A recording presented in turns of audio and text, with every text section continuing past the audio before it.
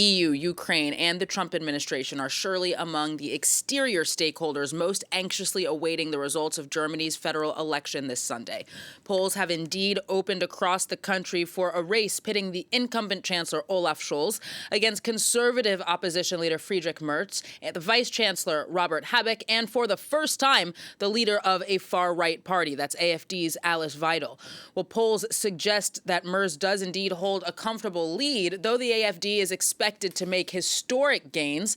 Either way, because Germany's electoral system rarely sees any party obtain an absolute majority, two or more of them are likely to try to form a coalition in the coming weeks. Well, Jacob Ross joins us on the program now for a bit of analysis. He's a research fellow with the Franco-German Relations Program at the German Council on Foreign Relations. Jacob, thank you for joining us today. Thank you for having me. Good afternoon. So conservative leader Friedrich Merz is the frontrunner, of course. He's been described in the past as a rival of Angela Merkel. So I want to know, if he does indeed win, how do you think that Germany under his leadership would most differ from that of Merkel, both from a foreign policy and from a domestic perspective? Well, maybe to start with domestic politics, Friedrich Merz underlined yesterday in the last campaign event in Munich once again what he has been saying for weeks and months now, that he wants to shift the Conservative Party to the right, make it conservative again, if you will, and so break with the middle course that Angela Merkel, the Conservatives' chancellor for 16 years, struck after she first won a mandate in 2005. In terms of international policy and against the backdrop of the ongoing war in Ukraine, the wariness about the US reducing security guarantees in Europe, most observers are very curious to see whether Merz will continue with the very transatlantic identity of German politics that has been with us for decades, or if he will be willing to take a much more European sovereign course, something that President Macron in France has been arguing for 8 years now. That was kind of what I was thinking as a next question to you, Jacob. What do his past statements, his campaigning, suggest about how he plans to approach the Trump administration? Do you think that he's likely to still try and treat Washington as an ally, or, like you say there, pursue a more sovereignist approach? Well, up until maybe 2 weeks ago, or 1 week ago, really, up until the Munich Security Conference that was held last weekend, I would have told you that Friedrich Merz was signaling both ways. So he was leaving every option open for himself after the elections. He is a transatlanticist in a very classical sense, but he's also the higher of the CDU's, the Conservative Party's legacy of pro-European chancellors, beginning with Konrad Adenauer in the 60s and then with Helmut Kohl in the 1980s again.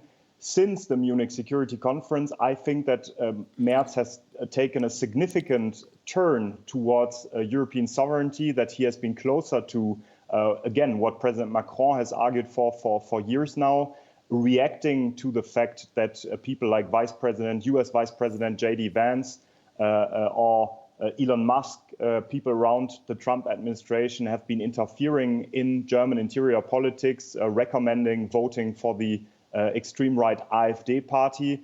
And so these past days, in the last days of the electoral campaign, Friedrich Merz seems to have taken a more Europeanist, sovereignist stance. It feels very much like, while immigration appears to be the major focus for German voters, the role that these elections will play in the fate not only of the European Union but of Ukraine seem to be the focus of outside observers, EU, of course, leaders in particular, like Emmanuel Macron. How important, though, do you think that the war in Ukraine is to German voters?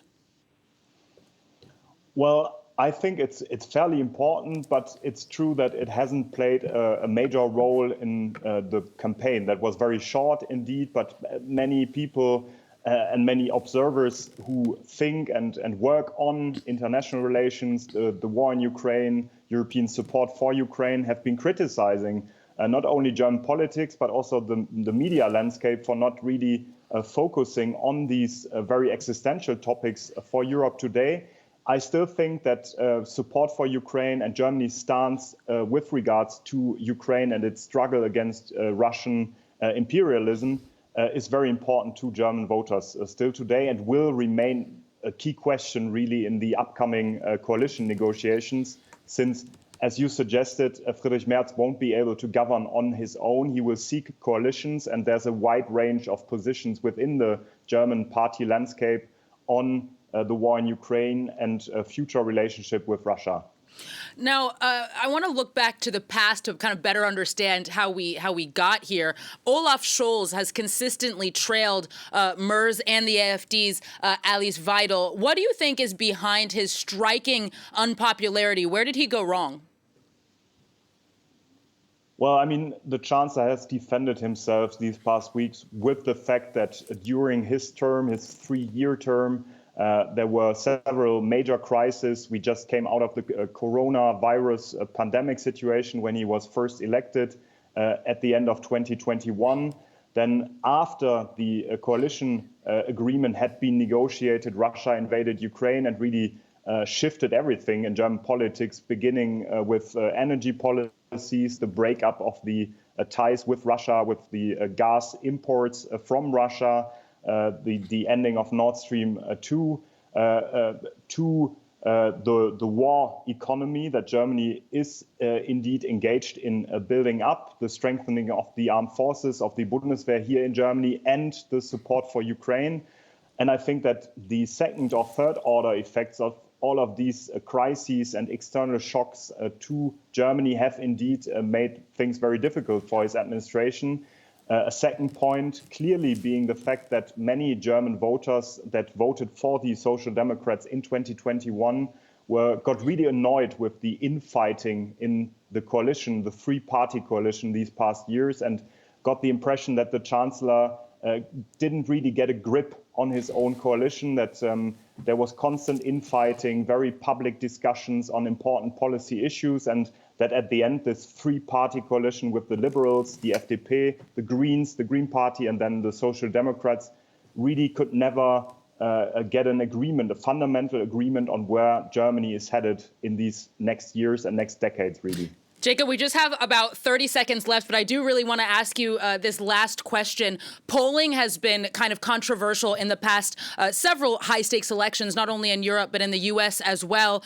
Do you think that the AfD will indeed be as successful as polls have suggested thus far, or less or more? I'm sorry, I don't have a clear statement here. I mean, there's many people arguing that polling underestimates AfD, since many people do not want to tell their votes, really. Others say that they are over-polling, so we really have to wait until today, 6 p.m., to see what really happened at the polls today. Jacob Ross of the German Council on Foreign Relations, thank you so much again for your time today. Thank you for having me.